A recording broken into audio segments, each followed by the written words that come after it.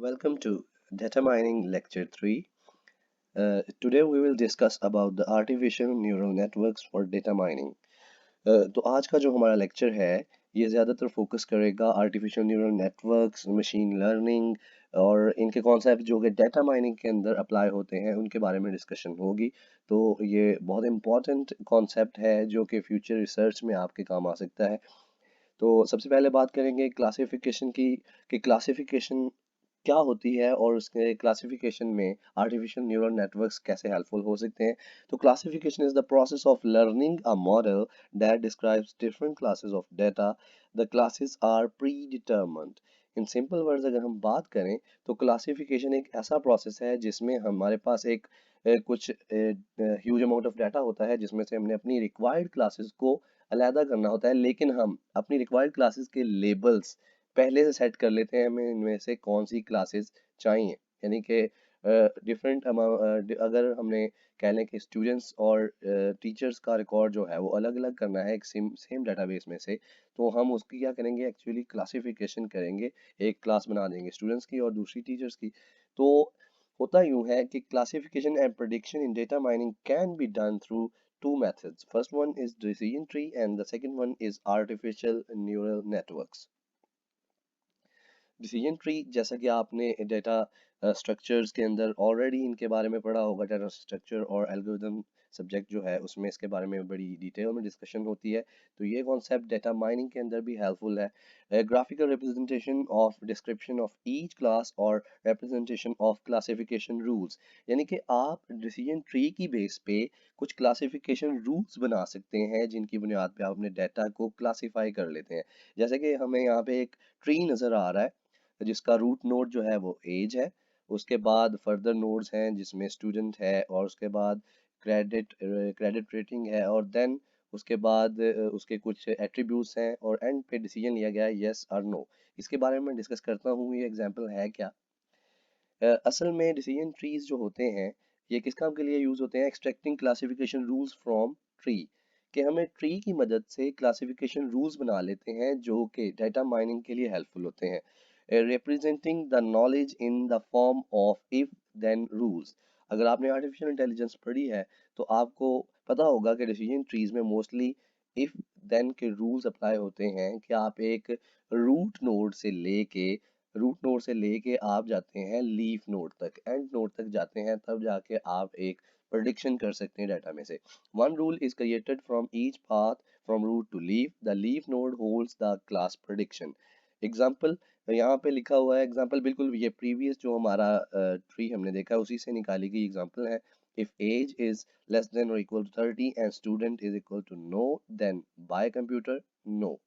तो यहाँ से हम ये रूल देख सकते हैं, जैसे कि यहाँ पे एज अगर लेस देन है 30 के और स्टूडेंट जो है उसके यानी कि और वो जो मतलब पर्सन है वो स्टूडेंट नहीं है, इट मीन कि वो कंप्यूटर को बाय नहीं कर सकता। और अगर स्टूडेंट है तो वो कंप्यूटर को बाय कर सकता है। सिमिलरली अगर कुछ रूल्स ऐसे सेट किए गए हैं डाटा के ऊपर, डाटा माइनिंग के पर्पस के लिए कुछ रूल्स ऐसे बनाए गए हैं कि अगर आपकी एज 30 से 40 के दरमियान है, yes, then that doesn't matter you are a student or not, you can buy a computer. And similarly there we can see that credit rating, on the basis of credit rating, if your age is more than 40 and your credit rating is excellent, then it's fair for you to buy a computer. And similarly these are some rules which we can extract from the decision tree. Well, now we will discuss about the neural networks. Neural networks असल में human जो neuron system है, हमारा जो brain है, इंसान का जो ब्रेन है उससे मोटिवेट होके जो कंप्यूटर साइंटिस्ट थे इन्होंने बिल्कुल इंसान के ब्रेन की तरह के न्यूरल नेटवर्क बनाने की एक कोशिश की और जो कि कामयाब रही आर्टिफिशियल न्यूरल नेटवर्क्स के अंदर।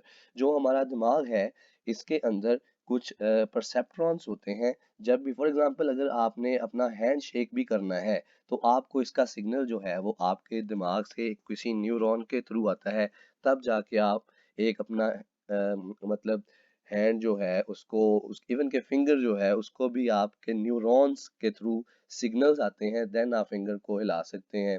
सिमिलरली आपके कोई भी बॉडी पार्ट पार्ट है वो आपको ब्रेन से उसके सिग्नल्स आते हैं, ठीक है।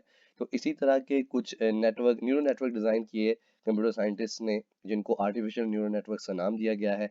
जैसे कि यहाँ पे हम देख सकते हैं, नीचे उसने दिखाया भी हुआ है कि हम कुछ इनपुट डाटा देते हैं इन 1 इन 2 इन 3, और देन उनका सबमिशन कर लेते हैं, और उसमें कुछ बाइस ऐड की जाती है। बाइस वैल्यूज़ का मैं आपको वक्त के साथ बाद में बताऊंगा कि ये होती क्या है, और उसके बाद हम आउटपुट वैल्यूज निकालते हैं। आर्टिफिशियल न्यूरल नेटवर्क्स होते क्या हैं?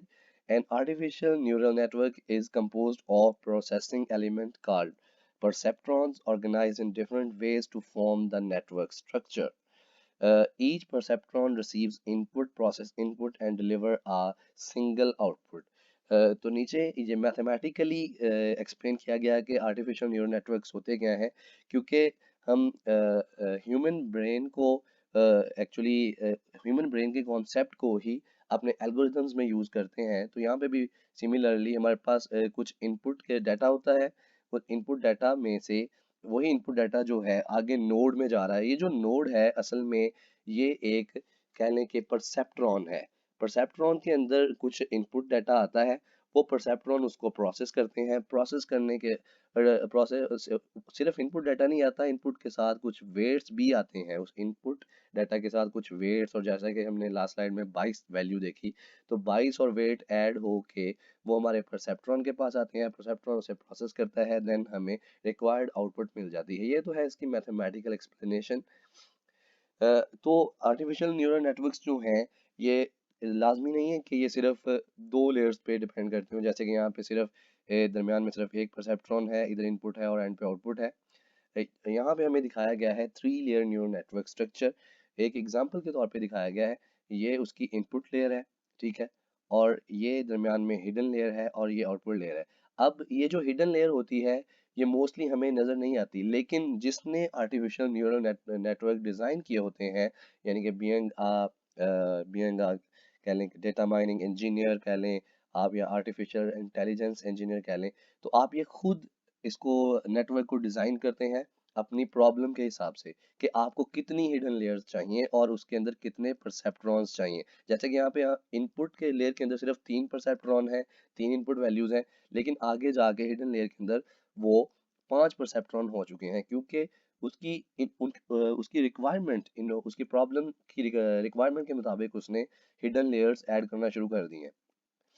इसी तरह मल्टीलियर न्यूरल नेटवर्क्स होते हैं, जो कि बज़ाहिर ये हमें देखने में बड़ा कॉम्प्लेक्स स्ट्रक्चर लग रहा है, और इंसान के ब्रेन के अंदर भी बिल्कुल इसी तरह के कॉम्प्लेक्स स्ट्रक्चर के जो हैं न्यूरल नेटवर्क्स पाए जाते हैं, जो कि अल्लाह ताला ने बनाए हैं। तो बाद में उसी को ह्यूमन जो है उसने कॉपी किया है, कह लें हमने उसके एल्गोरिथम्स डिज़ाइन कर लिए, ठीक है।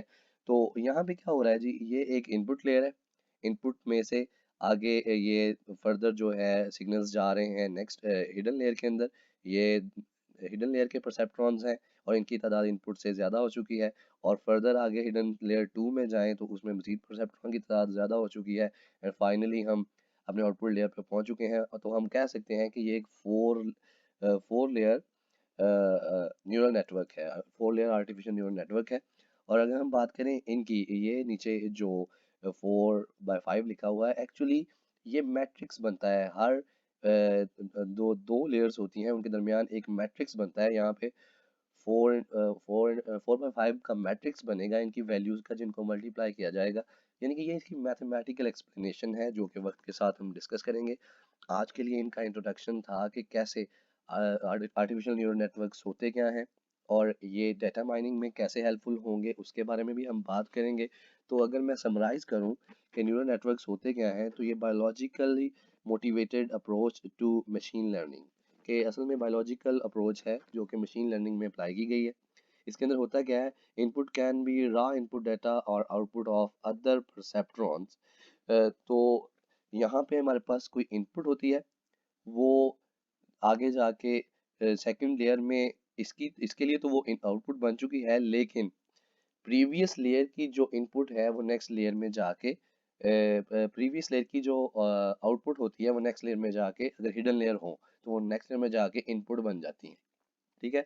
और फाइनली ये जो लास्ट लेयर होती है वो हमारी एक्चुअल आउटपुट लेयर होती है, लेकिन हर प्रीवियस लेयर जो होती है वो उससे अपने से प्रीवियस लेयर के लिए एक आउटपुट लेयर के तौर पे ही वर्क कर रही होती है।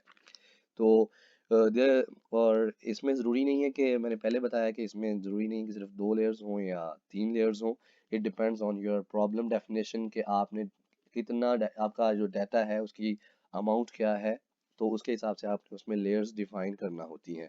तो हम कहाँ कहाँ पे डाटा को न्यूरल नेटवर्क को यूज़ कर सकते हैं, इसके बारे में नेक्स्ट लेक्चर में डिस्कशन होगी। ज़्यादातर न्यूरल नेटवर्क्स वहाँ पे यूज़ होते हैं जहाँ पे डाटा नॉइजी होता है और कम्प्लेक्स कह लें कि डाटा कम्प्लेक्स भी होता है, उसका स्ट्रक्चर जो होता है ह्यूमन के लिए अंडरस्टैंड करना मुश्किल होता है। लेकिन क्योंकि अब आर्टिफिशियल न्यूरल नेटवर्क्स जो हैं ये बहुत पॉपुलर हो चुके हैं हमारे एआई के अंदर भी, तो इन्हीं अप्रोचेस को अब डाटा माइनिंग में भी यूज़ किया जाता है।